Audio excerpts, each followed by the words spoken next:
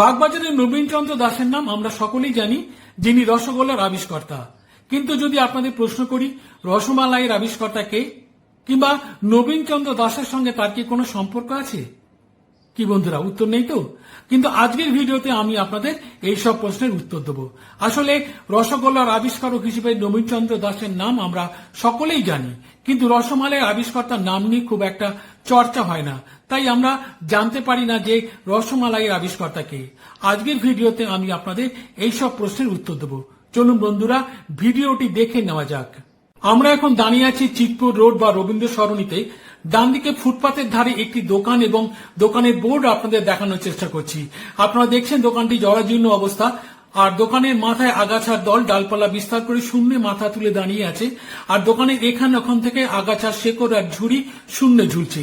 দোকানের বোর্ডটিও দেখছেন বিবর্ণ হয়ে গেছে, রং চটে গেছে, কিন্তু টিনের বোর্ডের ওপর কাঠের বড় বড় অক্ষরে লেখাগুলো কিন্তু এখনো চেষ্টা করলে পড়া যাচ্ছে।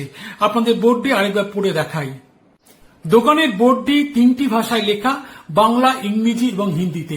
এখানে দেখুন ইংরেজিতে লেখা রয়েছে কেসি দাস, ইনভেন্টর অফ রসমালাই, এবং তার উপরে একটু কষ্ট করে পড়লেই বোঝা যাচ্ছে হাইজিনিক কনফেকশনার। আপনারা দেখছেন লেখাগুলো, আসলে দোকানের বোর্ডের সামনে একটি প্লাস্টিক টাঙানো থাকায় লেখাগুলো পড়তে একটু অসুবিধা হচ্ছে।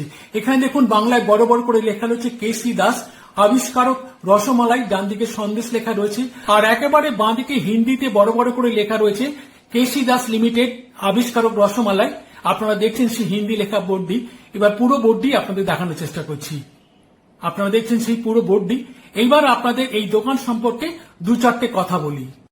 এই যে কেসি দাস নামটা আপনারা বোর্ডে দেখলেন রসমালাইয়ের আবিষ্কারক হিসেবে, এনার পুরো নাম কৃষ্ণচন্দ্র দাস, কিন্তু দুর্ভাগ্য এই নামে তাকে বোধহয় আর কেউ চেনে না।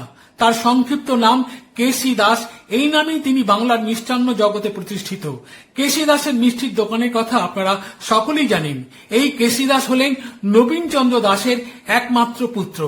তার মা ছিলেন ক্ষীরোদমণি দাসী, যিনি ছিলেন ভোলা ময়রার কন্যা। এই কেসি দাস বা কৃষ্ণচন্দ্র দাস তার পুত্র শারদাচরণকে নিয়ে এই জোড়াসাঁকো অঞ্চলে 1930 সালে এই দোকানটি খুলেছিলেন। এই মিষ্টির দোকানের ব্যবসাতেই তিনি যুগান্তকারী তিনটি কাজ করেছিলেন। এক, মিষ্টি তৈরিতে যে হাইজিনিক কথাটা আমরা এখন প্রায় শুনি, তার প্রবর্তক ছিলেন কেসি দাস। আর দ্বিতীয়টা হলো ক্যান্ড বা কৌটোজাত মিষ্টি বিক্রির ব্যবস্থাটা তিনিই শুরু করেছিলেন। আর 3 নম্বর হলো তিনি রসমালাইয়ের আবিষ্কারক। চিনি আর দুধের পাতলা রসে ডোবানো ছোট ছোট রসগোল্লার আকারে গোল গোল বলগুলো খেতে কিন্তু দারুণ লাগে, বলুন।